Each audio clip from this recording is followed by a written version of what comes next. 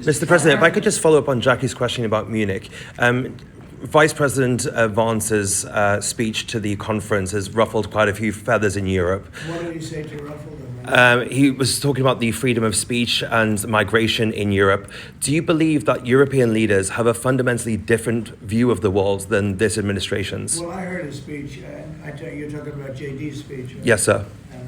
I heard his speech, and he talked about freedom of speech, and I think it's true in Europe. They're losing their wonderful right of freedom of speech. I see it. I mean, I thought he made a very good speech, actually, a very brilliant speech. Yeah.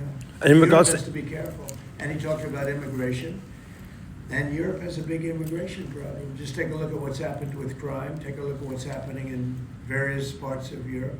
I thought his speech was very well received, actually. I've heard very good remarks. And in regards to Ukraine as well, yesterday you mentioned that you thought Ukraine's NATO aspirations were one of the main reasons that the war broke out.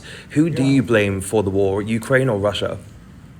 Well, I think that there were a lot of people to blame. All I can say is very simply, if I were president, that war would never have happened. And you know what else wouldn't have happened? The Middle East wouldn't be all blown up, and October 7th wouldn't have happened either.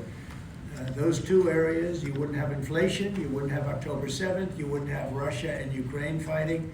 None of those things would have happened if I were president. Thank you, sir.